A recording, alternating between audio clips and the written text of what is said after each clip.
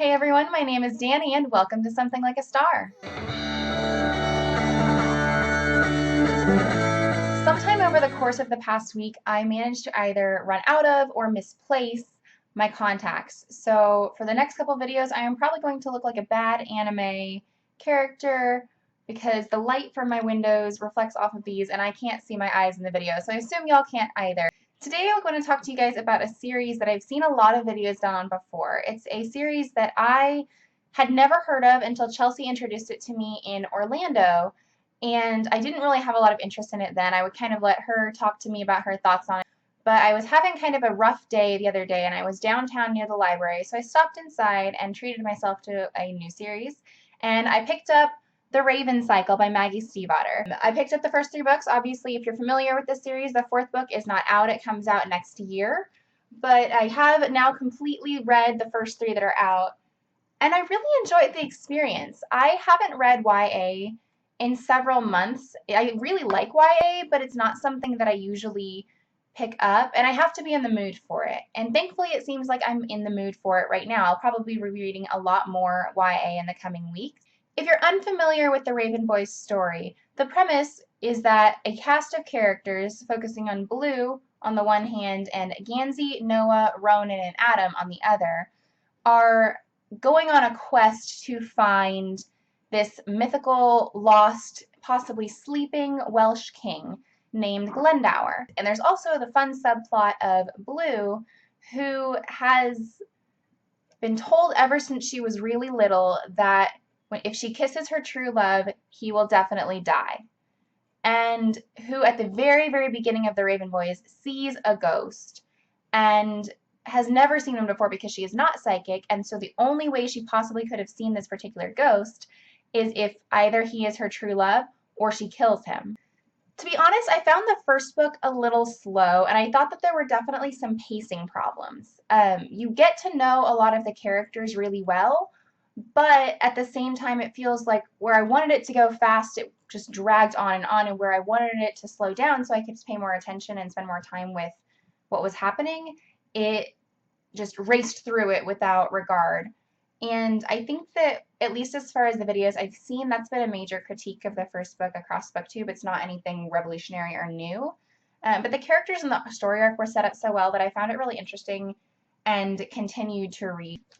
The Dream Thief is the second book, and it is definitely my favorite.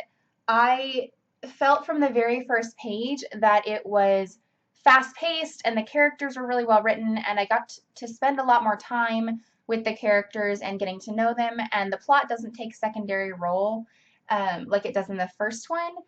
And it also follows, I have to preface this with, I really do love all of the characters. I don't have really a favorite, but when I was talking about it with some friends, they asked for my favorite and they kept asking for my favorite. So I think if I had to choose a favorite, I would choose Ronan.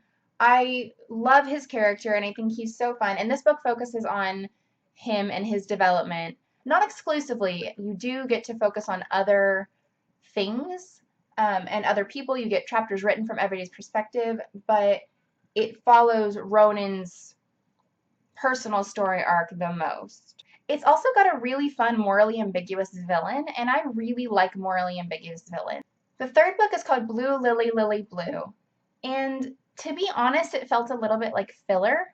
I enjoyed the read. I think it's the shortest of the 3 books. It sets up for The Raven King, which is going to be the 4th book coming out next year, really well, but I didn't feel like that much that was vital happened in this book.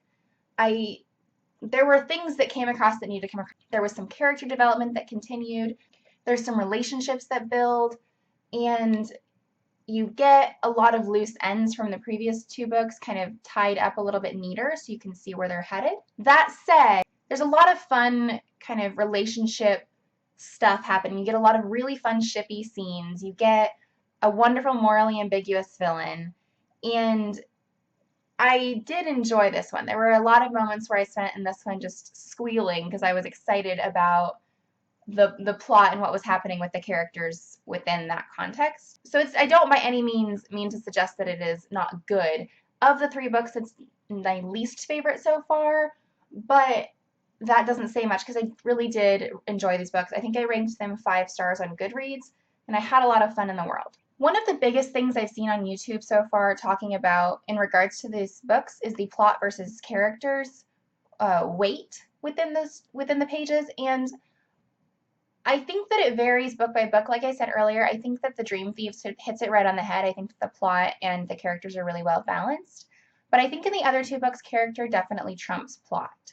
And I don't necessarily think that's a bad thing. I've seen a lot of videos where people have been turned off by that, and if you really like plot, I suppose you would be.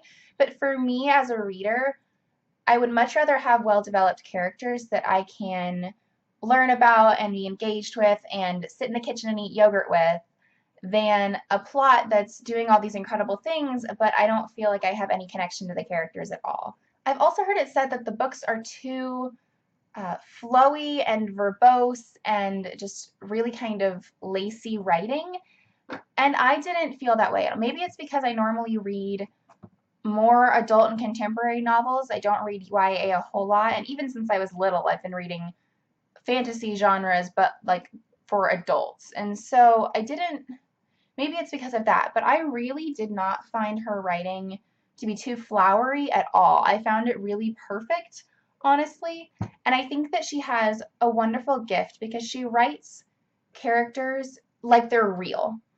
The interactions between Blue and the boys and between the adults in the novel and the villains and the people, they just all felt so true to life, and they felt like conversations that I have had with my friends or my family or my reactions to situations that have come up. And on that note, I really, really enjoyed that when something happens in a lot of YA novels, there's this like, oh, we've got to keep it to ourselves, we've got to solve the problem by ourselves mentality. And it's become sort of a trope in YA, but these novels were really good. It starts in the first one. There's a massive plot twist, and they find a dead body, and they call the police. I am so happy to finally read a book where when something awful happens, we call the police to report it. In fact, I think it adds to the story to do that because it makes me feel like I can identify better with the characters, with the world, like this could really take place. As far as the characters go, like I mentioned, there's 5 primary characters and a whole host of secondary characters that I feel are just as well fleshed out. Ronan in particular, he's just such a fun, complex character with a lot of gives and takes that you wouldn't expect. So he presents himself as very, very tough. He likes to street race and he likes to brawl. But at the same time, you see scenes where he, because his little brother asks him to, he goes to church every Sunday. And he used to take Irish music lessons. And so he has this weird knowledge of like thousands of Irish jigs and he can just sing them on the spot for you. Adam is the token scholarship kid. He is working 3 jobs and has a scholarship to go to this private academy and sort of fell into this friend group in a strange way. I think that he has the most potential still for future growth, and I'm excited to see where he ends up because his starting point is just so different from where he already is. I think that the 4th book has a lot of potential for even further development. Gansey, like I mentioned, is kind of the primary gentleman in the group. He is the ringleader. He is the one whose search for Glendower has brought all this whole group together. He is your stereotypical rich Southern poster American with just awful fashion sense, but I adore him. I really, truly do. And I think I see fandom kind of mischaracterizes him a lot. I've seen so many gift sets ever since I finished the book. I've been in the TRC tag on Tumblr a lot. And they all characterize him as this super like European structured face with like fancy, I guess, East Coast kind of clothes. And it's like fashion skinny jeans with like over jackets and stripes and scarves and just this kind of indie look. And he is blatantly described in the books as being essentially a frat boy. He wears weirdly colored shorts and weirdly colored polos all the time and Sperry's. He is a Southern frat boy. I think that that's so important and it's such an incredible aspect of his personality that I hate that fandom by and large seems to minimize it. They seem to kind of ignore it because, oh, it makes him look goofy. And like, that's the point. And I may have to just go in and learn how to make GIFs and create my own photo set because I really adore him, and I think that that's a part of him that's very underrepresented. He's obviously got other things going on, but when I think about Gansey, I just think about how he's such a frat boy. Also, on that note, Maggie Stiefvater tweeted yesterday that she just wrote a toga party scene for the final book, so if that doesn't convince you that Gansey's a frat boy, I really don't know what will. Noah is the character that I have the least kind of feelings and emotions and thoughts about. He sort of keeps to himself. He's an introvert on top of some other stuff that's going on, so he doesn't really show up a lot, which I think has impacted my ability to have a reader character relationship with him because I haven't seen a lot of him, and so I don't have a lot of thoughts. He's a core part of the group. The boys are all adore him. He adores Blue, and their friendship is really fun, but independently, I didn't have a lot to think or say about him. Blue, like I mentioned earlier, is the only non-psychic in a family of psychics, but she does have it going for her that she seems to be a sort of battery, where if she's near another psychic or something psychic related, tarot cards or a ley line or something like that, she enhances the power and makes it stronger and easier and clearer to see. And it seems in the books like they're building to her having something more than that even. Blue Lily Lily Blue especially sets up for it with kind of naming what she is. Now that I've finished the third one, I do have some spoilery kind of thoughts. In order to keep the spoiler free, I'm obviously not going to talk about them.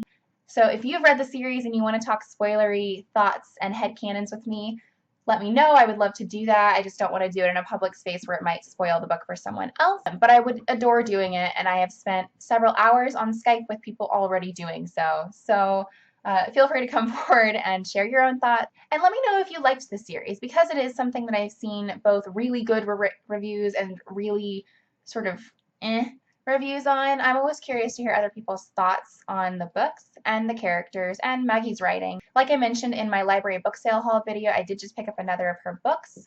I have heard that the Raven Cycle is kind of the pinnacle of her work so far, and so it probably won't be as good.